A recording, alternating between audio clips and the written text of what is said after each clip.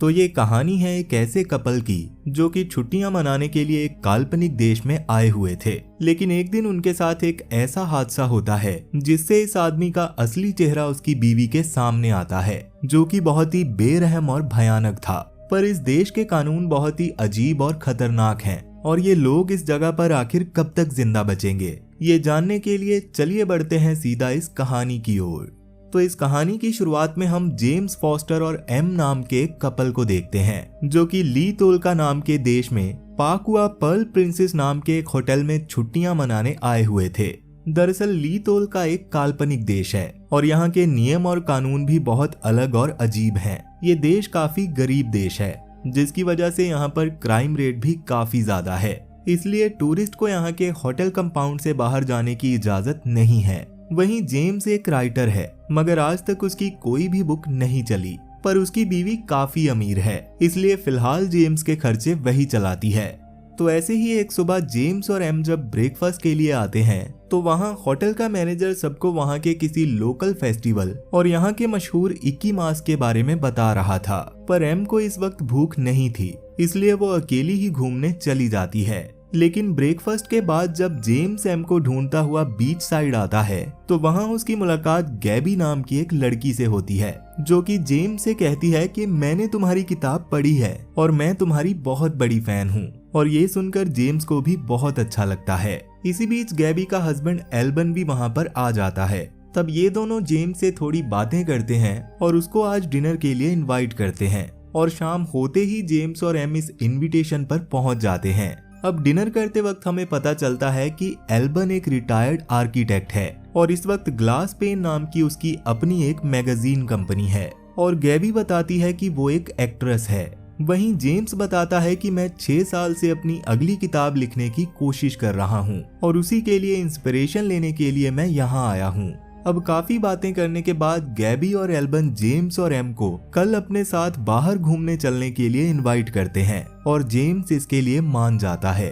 अब अगले दिन जब जेम्स और एम उन लोगों के साथ घूमने जा रहे थे तो एम जेम्स से कहती है कि ये गरीबों का देश है और यहाँ पर क्राइम रेट भी काफी ज्यादा है और गाइड ने भी कहा था कि यहाँ पर फॉरेनर्स को टारगेट किया जाता है, तो मुझे नहीं लगता बाहर जाना सेफ होगा। लेकिन जेम्स कहता है कि हम लोग तो यहाँ पर पहली बार आए हैं, पर एल्बन और गैबी तो हर साल आते हैं, तो उन्हें सेफ जगहों के बारे में पता होगा, इसलिए टेंशन लेने वाली कोई बात नहीं है। जिसके बाद ये लोग एल्बन और गैबी से मिलते हैं और ये चारों किसी द्रोथ्रेश नाम के बंदे से गाड़ी रेंट पर लेकर घूमने के लिए निकल जाते हैं। अब ये लोग यहाँ से पहाड़ों के बीच एक नदी के किनारे खूबसूरत जगह पर रुकते हैं, जहाँ ये लोग एक दूसरे से काफी बातें करते हैं और ढेर सारी शराब पीते हैं। मगर इस सब में हैरानी की बात ये थी कि जब जेम्स पेशाब कर रहा था तो अचानक गैबी वहाँ आकर उसे मास्टरबेट करने लगती है, जो कि सिचुएशन के हिसाब से बहुत अजीब था। खैर अब रात होते ही ये लोग होटल वापस जाने लगते हैं, लेकिन एल्बन इस वक्त कुछ ज्यादा ही नशे में था, इसलिए उसकी जगह पर गाड़ी जेम्स चलाने लगता है।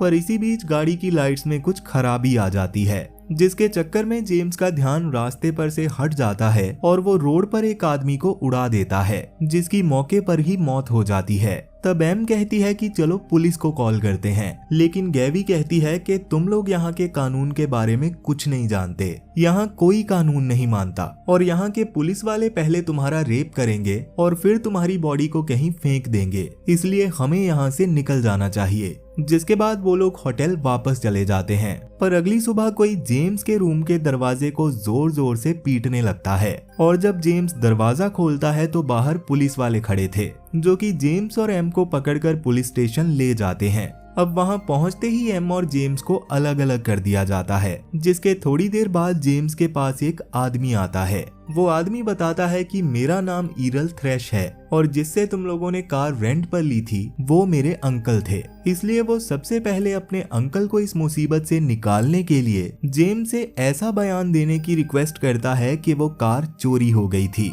और जेम्स भी उसकी बात मान लेता है। उसके साथ ही वो जेम्स को बताता है कि जिस आदमी को तुमने मारा वो एक किसान था और उसका नाम था मायरो मायरॉन। उसके साथ ही वो जेम्स को बताता है कि ली तोलका के कानून के हिसाब से अगर आपसे किसी की हत्या हो जाती है तो अपने परिवार के सम्मान के लिए उस परिवार का बड़ा बेटा सबके सामने आपकी जान लेगा, और अगर उनके परिवार में बेटा नहीं है तो ये काम सरकार खुद करती है। पर जेम्स के केस में मिस्टर मायरॉन के 2 बेटे हैं। उसके साथ ही वो जेम्स को बताता है कि तुम चाहो तो यहाँ के डबल्स एक्ट के हिसाब से सजा से बच सकते हो, जिसके मुताबिक तुम्हें सरकार को एक मोटी रकम देनी होगी और उसके बदले में तुम्हारा डुप्लीकेट बनाया जाएगा और उसे सबके सामने मार दिया जाएगा, जिससे तुम इस सजा से बच जाओगे। पर हम तुम्हारे डुप्लीकेट में तुम्हारी यादें भी ट्रांसफर करेंगे ताकि उसको तुम्हारे किए का पछतावा हो, और जेम्स इसके लिए मान जाता है। जिसके बाद जेम्स के कुछ मेडिकल टेस्ट करने के बाद उसे एक रूम में रेड कलर के लिक्विड के अंदर खड़ा कर दिया जाता है, और कुछ देर बाद वो लोग वहां पर एक और केमिकल को छोड़ देते हैं, जिससे जेम्स को केमिकल रिएक्शन होने लगते हैं। और इस दौरान जेम्स को काफी अजीब तरह के विजन्स और हेलुसिनेशन भी आते हैं, और ये सीन यहीं पर कट हो जाता है। अब जेम्स को जब होश आता है तो वो पुलिस स्टेशन के हॉस्पिटल रूम में था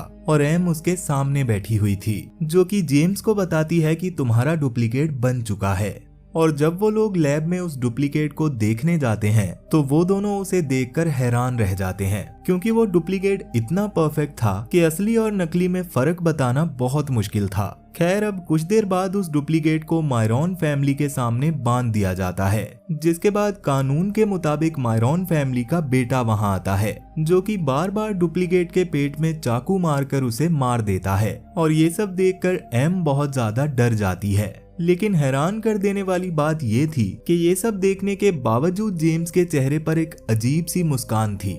अब इस सब के बाद डिटेक्टिव जेम्स को निशानी के तौर पर उसके डुप्लीकेट की अस्थियां देता है, जिसके बाद जेम्स और एम होटल वापस आ जाते हैं, जहां एम इस सब से काफी डर गई थी, इसलिए वो जल्दी से यहाँ से वापस जाने के लिए पैकिंग करने लगती है। लेकिन तभी जेम्स कहता है कि मैं अभी तुम्हारे साथ नहीं जा सकता क्योंकि मुझे मेरा पासपोर्ट नहीं मिल रहा। पर रात को जेम्स एम से कहता है कि अगर तुम अकेले जाना चाहती हो तो जा सकती हो, और जैसे ही पासपोर्ट मिल जाएगा मैं भी वापस आ जाऊंगा।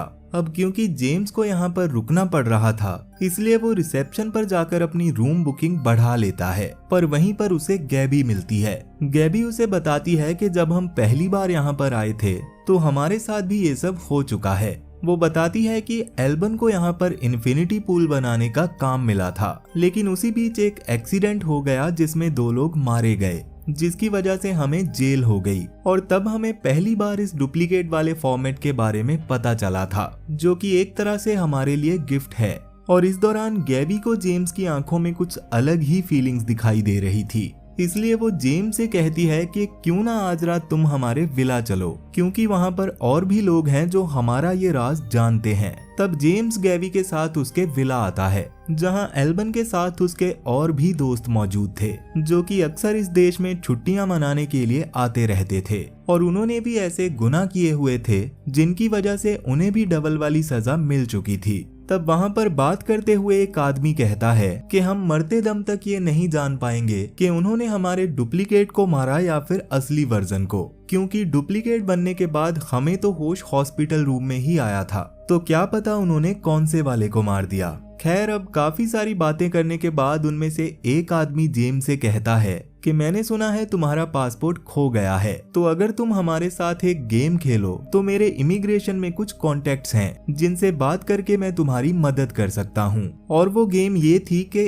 इसी हफ्ते बॉटरे 2 रिजॉर्ट के ऑनर को एक मेडल मिला है और मस्ती के लिए ये लोग उस मेडल को चुरा लेंगे, और जेम्स उनकी शर्त मान लेता है। जिसके बाद ये लोग 21 मास्क लगाकर उस रिजॉर्ट ऑनर के घर में घुस जाते हैं और वहां उस ऑनर के साथ साथ उसकी गर्लफ्रेंड और उसकी एक साथी को बंदी बना लेते हैं। तब गैबी जेम्स के पास आती है और उसे उस रिजॉर्ट ऑनर को गोली मारने के लिए उकसाने लगती है, पर जेम्स ऐसा नहीं कर पाता। मगर इसी दौरान एक सिक्योरिटी गार्ड जो कि वहां पर छुपा हुआ था, वो उन लोगों पर गोलियां चलाने लगता है, जिसके बदले में गैबी भी उस पर बैकफायर करती है और इस गोलीबारी में उस गार्ड के साथ वहां पर बंदी बनाए हुए सब लोग मारे जाते हैं। पर इस सब में एल्बन के पैर में भी गोली लग जाती है, जिसे ये लोग जेम्स के होटल रूम में ले जाते हैं, जहां एम ये सब देखकर बहुत डर जाती है।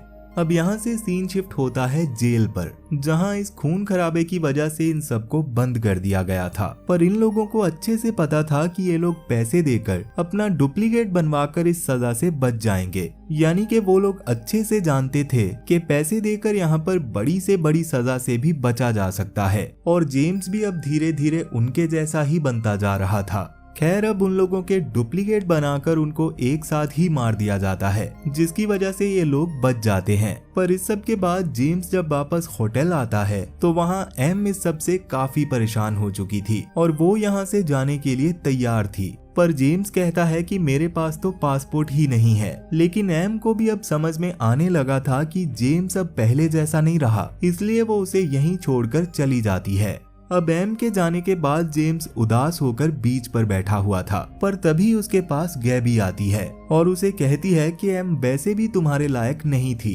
गैबी धीरे धीरे जेम्स के करीब आती है और उसे किस करने लगती है, जिसके बाद वो जेम्स को अपने रूम में ले जाती है, जहां पर वो जेम्स को इक्की गेट नाम की एक लोकल ड्रग दिखाती है, जिसे लेने से हेलुसिनेशंस होते हैं और उत्तेजना बढ़ती है। और उस ड्रग को लेने के बाद वो दोनों इंटीमेट होने लगते हैं। पर इस दौरान नशे की वजह से जेम्स को काफी अजीब तरह के हेलुसिनेशंस भी आ रहे थे।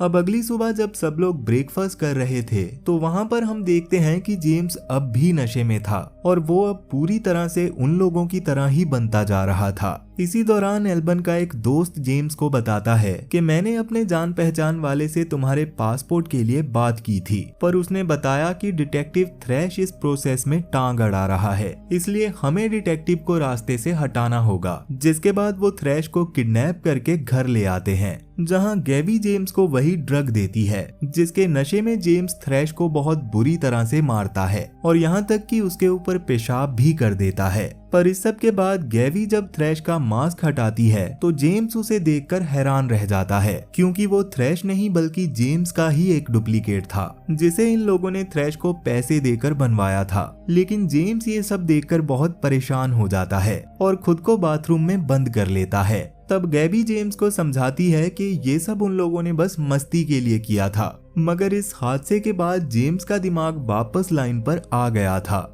इसलिए वो अगली सुबह अपना पासपोर्ट निकालता है, जिसे उसने खुद ही छुपाया हुआ था, और घर वापस जाने के लिए बस में बैठकर एयरपोर्ट की ओर निकल पड़ता है। लेकिन रास्ते में ही गैबी का पूरा ग्रुप उस बस को रोक लेता है, जहां गैबी जेम्स को गन पॉइंट पर बस से बाहर बुलाती है और जेम्स को मजबूरन बस से बाहर आना पड़ता है। जिसके बाद वो लोग जेम्स को पैदल ही वहां से ले जाने लगते हैं और इस दौरान गैबी जेम्स को अपना असली चेहरा दिखाती है। वो बताती है कि मैं तुम्हारी कोई फैन बैन नहीं हूँ और मैंने तुम्हारी वो घटिया बुक कभी देखी तक नहीं। हम लोग तो बस अपने मजे के लिए हर बार की तरह एक बकरा ढूंढ रहे थे, पर तुम तो गाड़ी से उस आदमी को मारकर खुद ही इस सब में फंस गए। और इसके साथ साथ गैबी जेम्स को बहुत बुरी तरह से टॉन्ट भी मार रही थी। तब मौका मिलते ही जेम्स गैबी से उसकी गन छीनने की कोशिश करता है, मगर वो इसमें नाकाम हो जाता है, इसलिए वो उनसे बचने के लिए जंगल में भाग जाता है। लेकिन गैबी उस पर गोलियां चलाने लगती है,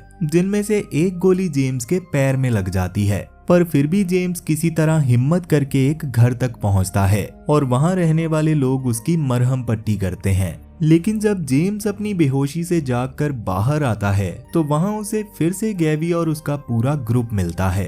तब गैवी उसे कहती है कि अब तुम्हें हमारे लिए एक कुत्ते को मारना होगा, जिससे तुम भी हमारे जैसे बन जाओगे। पर हैरानी की बात ये थी कि वो कुत्ता दरअसल जेम्स का ही डुप्लीकेट था, जिसके गले में उन लोगों ने पट्टा बांधा हुआ था। पर जेम्स ये करने से मना कर देता है, मगर तभी जेम्स का डुप्लीकेट जो कि ड्रग्स के नशे में था, वो अचानक जेम्स पर हमला कर देता है और उससे बचने के लिए ना चाहते हुए भी जेम्स को उसे मारना पड़ता है। पर ये सब होने के बाद जेम्स बहुत ज्यादा परेशान हो जाता है, लेकिन तब गैवी उसे संभालती है और इसके इनाम के तौर पर उस डुप्लीकेट का खून अपनी ब्रेस्ट पर लगाकर जेम्स को अपना दूध पिलाती है, जो कि दिखने में बहुत ही घिनौना लग रहा था।